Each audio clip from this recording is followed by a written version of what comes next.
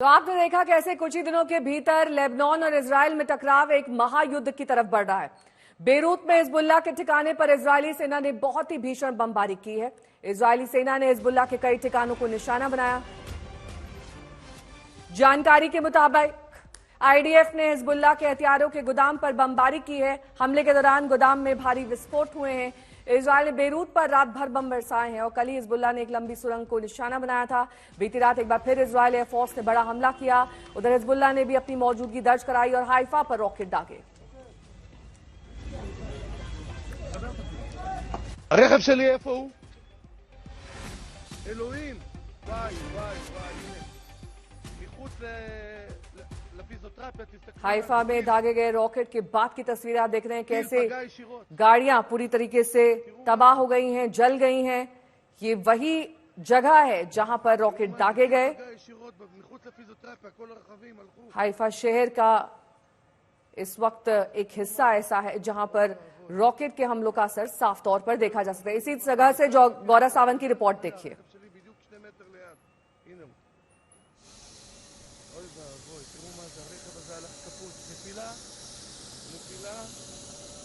गौरव सावंत मेरे सहयोगी जुड़ गए हैं तमाम जानकारी के साथ। गौरव, अगर आप तस्वीरों के जरिए या फिर अपनी रिपोर्ट के जरिए समझा सकें किस तरीके के ये हमले थे और आगे ये हमले और भीषण हो सकते हैं, इस तरह की आशंका क्यों है?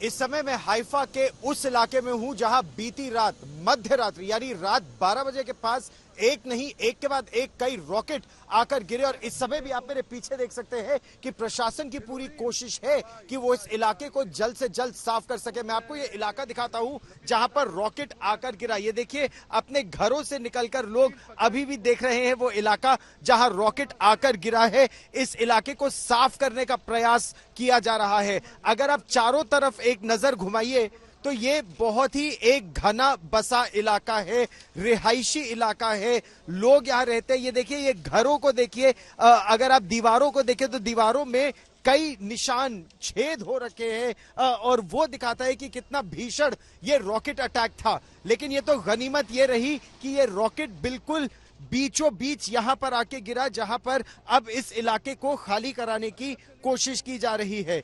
यहां पर पूरा इलाका ध्वस्त हो गया, पुलिस यहां तैनात है, लोग यहां तैनात है। और अब ये देखिए, ये तस्वीरें इन घरों की, इन घरों को अब खाली करा लिया गया है। लोग उस समय इन घरों में थे, लेकिन इजराइल का आप वो सिस्टम समझने की कोशिश कीजिए जो आयरन डोम सिस्टम है।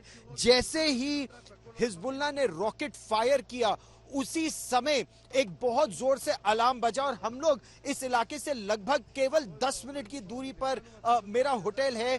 जैसे ही वो रॉकेट अलार्म बजा तो जितने लोग जहां भी घरों में होते वो सीधा अपने घरों के बंकर में चले जाते। जिन घरों में बंकर नहीं है तो वो लोग सीढ़ी के इलाके में आ जाते हैं, क्योंकि सीढ़ी का इलाका घरों में जो स्टेयरकेस होता है वो सबसे सुरक्षित बनाया जाता है, रीइंफोर्स्ड कंक्रीट से बनाया जाता है। और लगभग 1 घंटे तक लोग वहीं खड़े रहे, क्योंकि आप ये अंदाजा लगाइए, यहां पर रॉकेट गिरा, इतनी दूरी पर ये घर और दीवारों में छेद हो गए, शीशे सारे टूट गए, आसपास जो गाड़ियां हैं उन गाड़ियों में आग लग गई और अब इस पूरे इलाके को फिर से साफ किया जा रहा है। यहां पर लोगों को यह बताने की कोशिश भी की जा रही है कि डर की आवश्यकता नहीं है।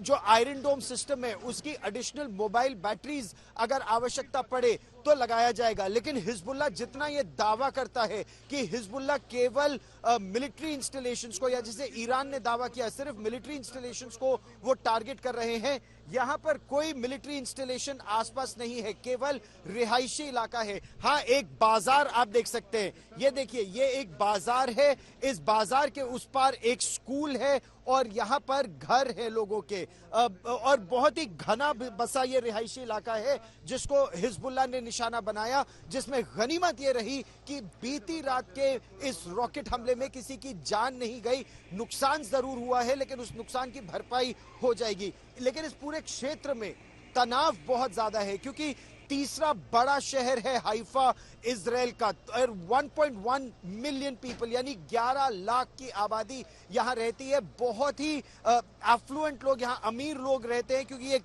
पोर्ट सिटी भी है, ये एक ऑयल रिफाइनरी भी है, यहाँ पर गैस रिफाइनरी भी है। जैसे अगर भारत और हाइफा का कनेक्शन देखें तो फर्स्ट वर्ल्ड वॉर से लेकर जहां कैवलरी चार्ज जोधपुर लैंसर्स ने किया था यहाँ पर, तो तब से लेकर अब तक अगर देखें तो अडानी का पोर्ट यहाँ पर है, उनका इन्वेस्टमेंट यहाँ बहुत है। तो ये पूरा इलाका एक बहुत अमीरों का इलाका जिसको टारगेट किया हिजबुल्लाह के उन रॉकेट्स ने, और अंदेशा इस बात का है कि आने वाले समय में ये रॉकेट अटैक्स और बढ़ सकते हैं इस क्षेत्र में। नेहा, ठीक है, आप बने रहिए हमारे साथ।